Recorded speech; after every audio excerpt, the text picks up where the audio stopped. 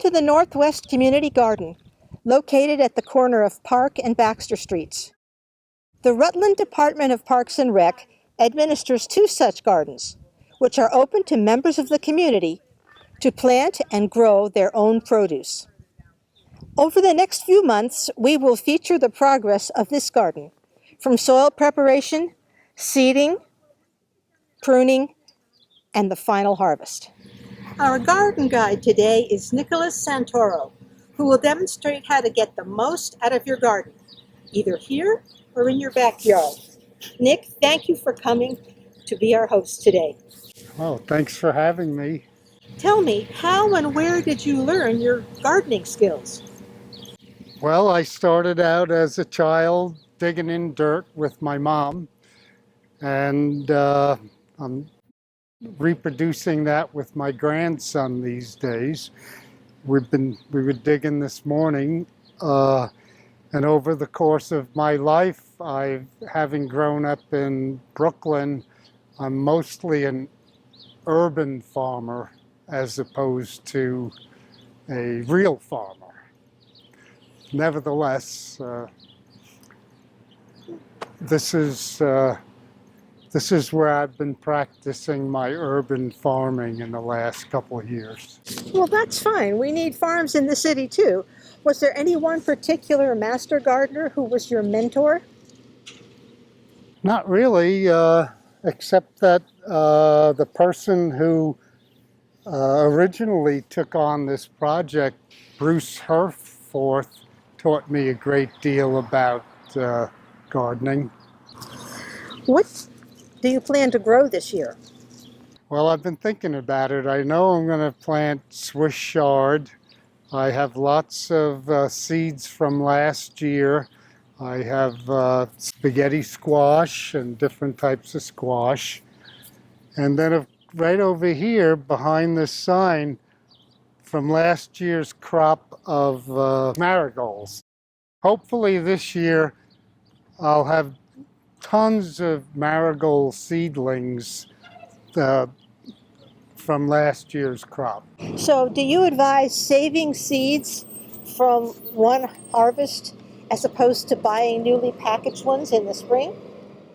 Well, I certainly try to. You know, companies like Monsanto have made it difficult for real farmers to do that with their seeds. They've forced laws upon farmers so that they have to buy seeds from the company. They're not. There's a process. The process is called. I'm not sure of the name when you shake out and get the seeds, and farmers are not allowed to do that anymore. They get sued by Monsanto. Isn't that something? There's a monopoly going on around here. Yeah, there is. Well, tell me, how many plots are available for gardeners to use in this particular garden? Well, there are 16. There's 4 in each of the long rows. And this here is for the community. And there's a little spot behind the compost. Last year, there were 6 empty plots. And I had a treasure trove of cucumber seeds. And I planted them all over. And as the season went along, I gave that food away to local residents who passed by, as well as other items. So that sounds like that's your personal mission, to distribute homegrown produce to people who don't necessarily have access to it or appreciate it. Well, I'd like to see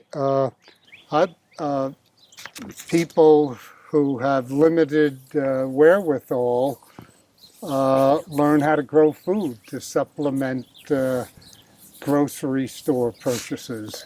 Okay, so you've said up to 16 different people could rent a plot. What is the size of each plot? They're about 4 by 10, each plot. Well, how can you tell where one plot ends? Well, there are those vertical crooked sticks, crooked 1x4s. What happens if somebody grows a plant that has very large leaves right next to your little tiny seedlings? I don't know, we may have to start a lawsuit. I see. All right. Well, how does someone who's interested in growing his own produce go about renting a plot here? Well, the rec department administrates the garden, and you can call 773-1822 and rent a plot. They're $10 per plot and $10 deposit. So the deposit is returned later on? Yeah, after you clean the your spot. So each plot has to be totally cleaned, reduced pretty much to dirt by sometime in October? Yeah, sometime in October. It's pretty easy to do. What kind of produce have you actually seen growing here? Oh my, there's been all sorts of stuff from zucchini to lots of different squash. Let's see, tons of tomatoes, mint, even some okra, Swiss chard, onions, potatoes. I think I saw Brussels sprouts one year. Oh, I don't remember those, but I like to grow carrots myself. I see. Who is the actual owner of this piece of land? Yeah, the owner of this land is Discount Food. That's Justine and Tracy Taylor donated this property to be used as a community garden. Oh, that was very nice of them. Who maintains the garden? I mean, like the providing the wood chips and clipping hedges and even mowing the grass. Well, I know the rec department cuts the grass. And there's another volunteer who's been clipping the bushes. And as far as the wood chips,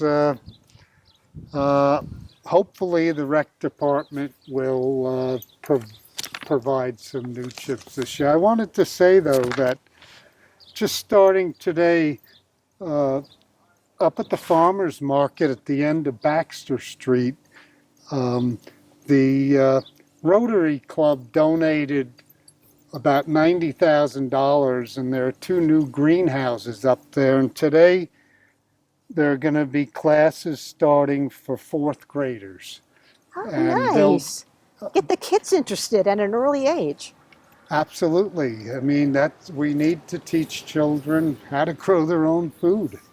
What about the group that I saw last summer? They had a big teepee type affair for their produce, and they said that they were offering instruction to children. Do you know about that outfit? I don't really. I know that NeighborWorks was involved a bit last year, and I'll have to find out about who's doing that.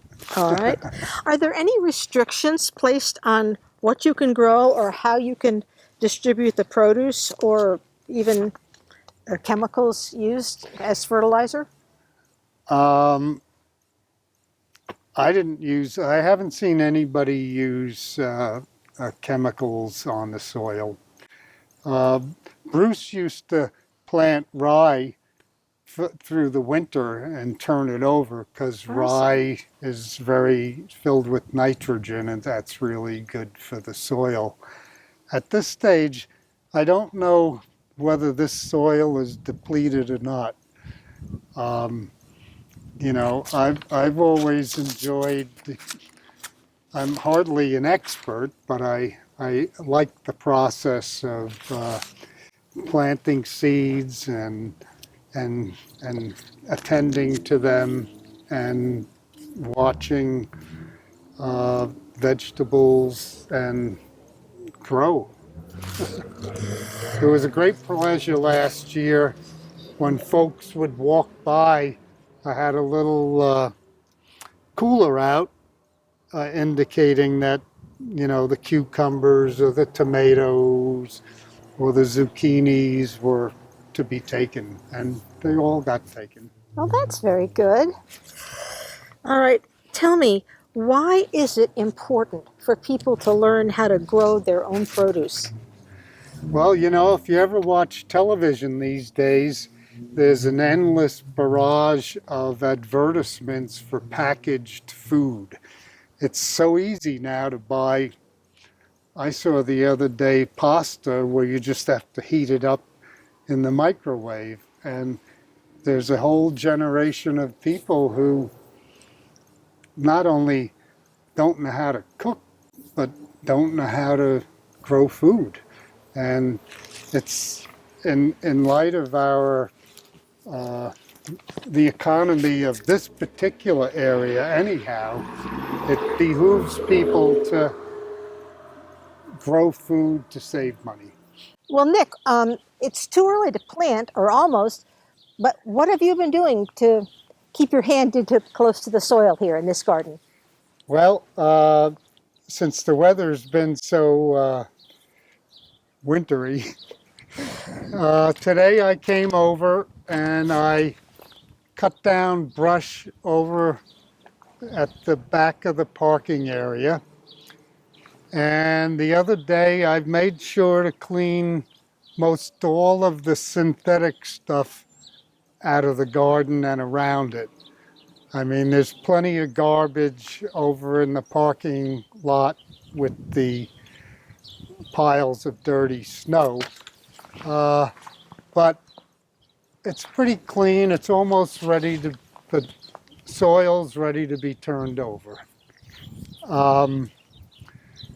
If you look, there's a upside down wheelbarrow over here, and there's a RIP Halloween plastic headstone in two areas that have been dug out where we're going to be putting marble benches sometime in May. Last season, I had Al Gowett of Gowett and Marble make two benches, which we still have to drill and pin, but it's beautiful West Rutland stone, and they're going to be going in those two spots. Last year, I was having difficulty determining where those spots would be, and our most friendly, personable past rec director, Cindy White, chose those spots, and they're really beautiful. So, will Yeah. they be in the shade at some part of the day? Looks like it. Maybe probably just in the mornings. So, those If the benches will sun's over provide there. a place for people to sit and rest and enjoy. Well, people can sit in the sun on the benches and sit in the shade on a blanket or on the grass. Isn't marble rather expensive? Uh, the price was extremely low, and people donated.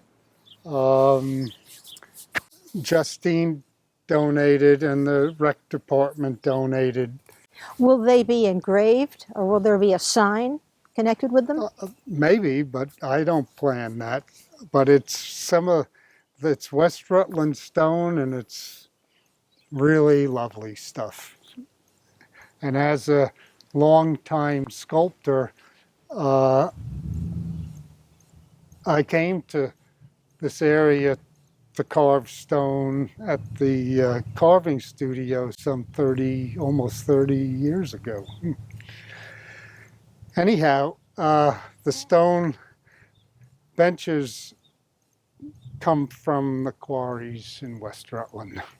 And the rec department's determining when a couple of men can help with the drilling and pinning and setting them up. And that Sounds good. will happen soon. Okay.